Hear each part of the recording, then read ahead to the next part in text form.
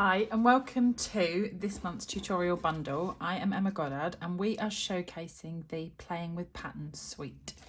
So this suite features lots of fun patterns on the papers, and it also has this great alphabet and number set with these pattern backgrounds on the stamps. So this is the stamp set. And this is the die set, and it's got alphabets, letters and numbers. So it's got the alphabet and it's got numbers, but what it has got is doubles of some more commonly used letters, which is particularly handy when you're cutting out, and these are the gorgeous papers. So there's lots of different patterns to choose from. I am picking out this one here for my card, and that is the one that I am going to focus on.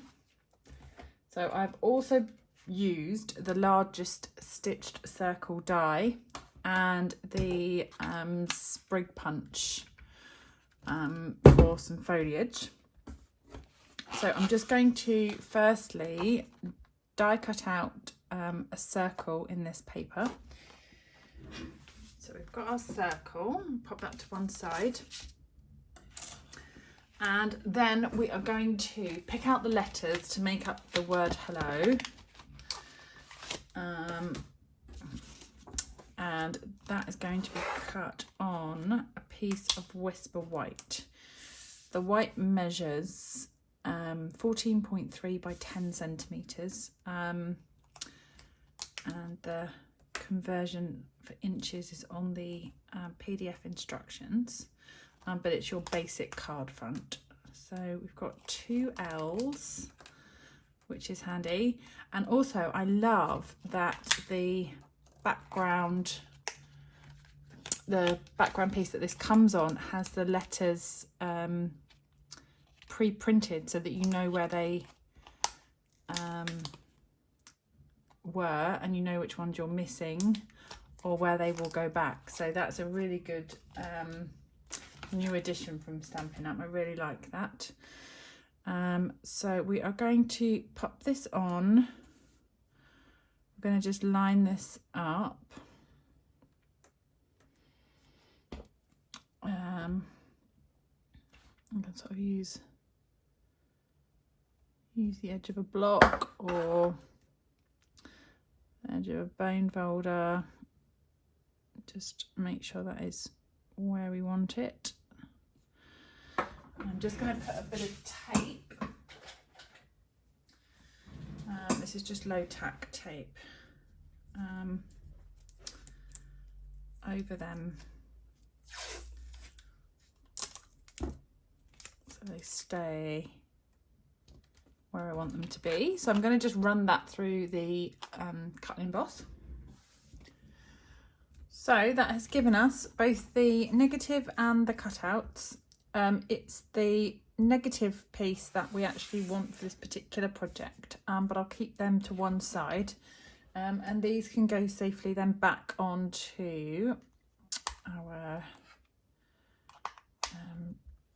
page of dies.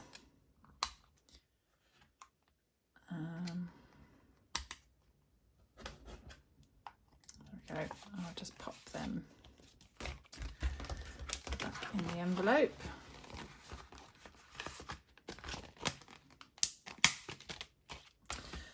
So we've now got the piece that we wanted cut out. We're going to add some stamping onto that. So I've picked out the lined one here, the smaller lined one, and we're going to use coordinating ink. So I'm using the crushed curry, and we're going to give that a little ink, and we're going to just pop that underneath and on top to the right hand side. So that is the stamping on the card. Then we want a piece of this paper, but we want it running this way. So I'm going to chop off, I'm going to cut. I'm going to grab the trimmer. So we're going to cut I want that whole piece there, so I'm going to cut that slightly wider than the letters may need, and I'm going to cut that to just slightly less, so 9.5 centimeters, and that will then sit nicely behind where the letters are. So you can have that of any part of the pattern, but I wanted that line here. So that is going to sit like so. And I'm just going to pop a bit of tear and tape on the back to hold that in place. Oh, moved it. Let me just check that that's where I want it to be. Yeah, perfect. So just put a bit of tear and tape over that. So I've got that in place.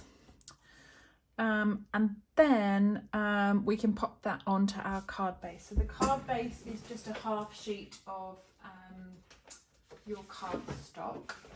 So for A4 I've cut that at 14.8 and I've scored it at 10.5.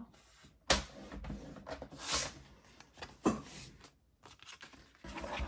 just give that hold. And that is going to just sit on there like that. If you wanted to, you could raise that up on some dimensionals. It would give it a bit of extra depth, but I have left it flat just because of what we're going to add onto the front.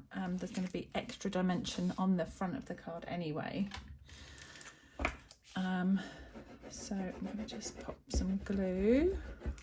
That will go on. Love the grey and the yellow. Such a nice combo.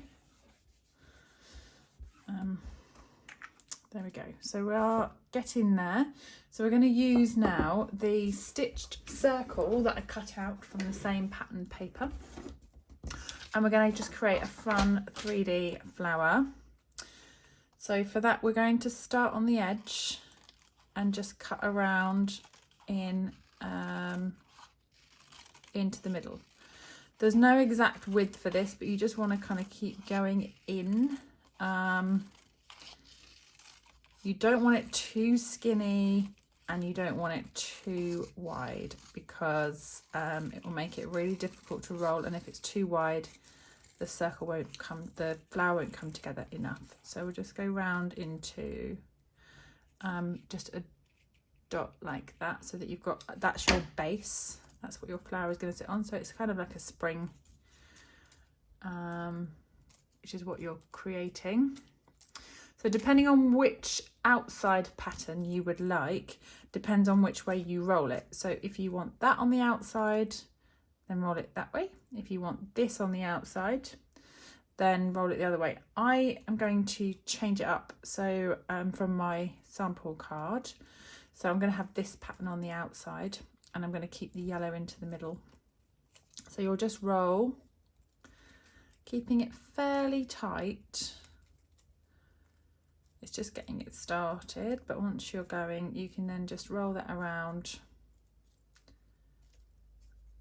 like so. So just keep that rolling round.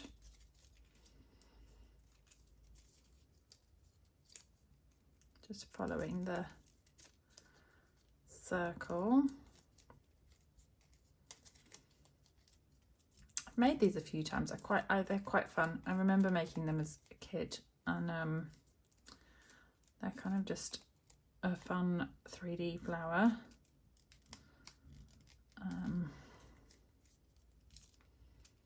Okay, so once you've got that nice and tight, you can let it go a little bit and it will sort of sit back on itself, so you can unravel that as much or as little as you wish. And then we're going to put a few glue dots inside here, and then that will allow that to hold on there to close it up. So I'm going to grab the glue dots, and I want the other end. So if I get 3 or 4, then I can put them inside and then just close that over, and that will stop that unraveling a little, but you can always add more.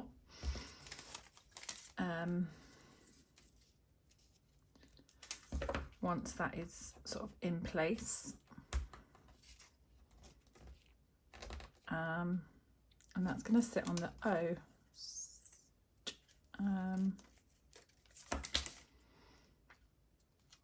I think I'm kind of happy that I've got enough glue dots in there now. It's not going anywhere. So glue dots will hold that on, or a little bit of Seal Plus. I'll just hold that into place. And then you can tuck in your punched sprigs. So I've cut out 3. And I've just kind of twisted so that they've got more flow to them, and you can sort of pull them off and make them just a little bit shorter so that they're not massive for the size of the flower. Oh look, pulled that apart. That's okay. Nobody will know once it's hidden under the flower. That'll just tuck in like so. And you can leave some slightly longer. So if you snip them, you can leave the longer sprigs as well.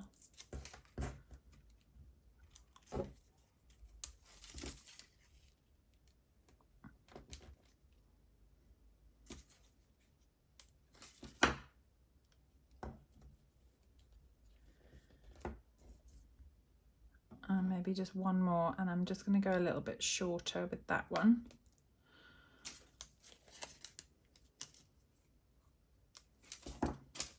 Tuck that in there.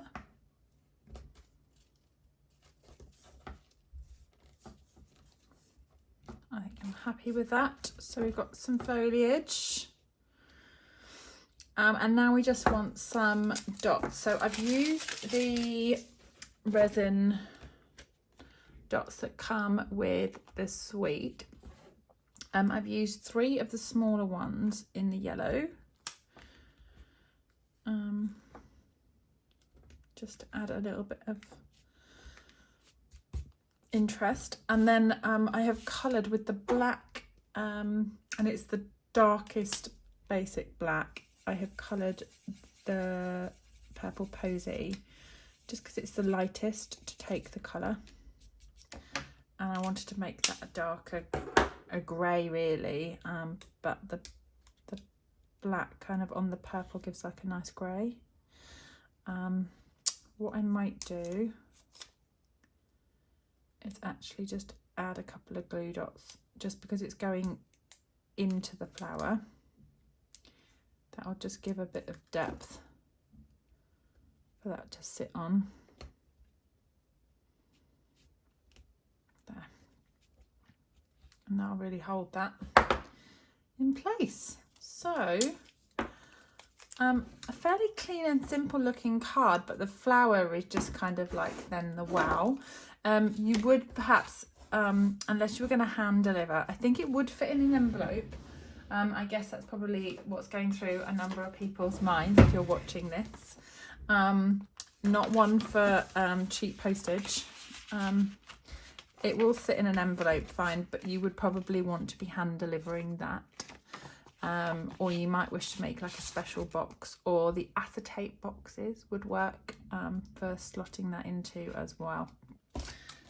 So you can get creative with those.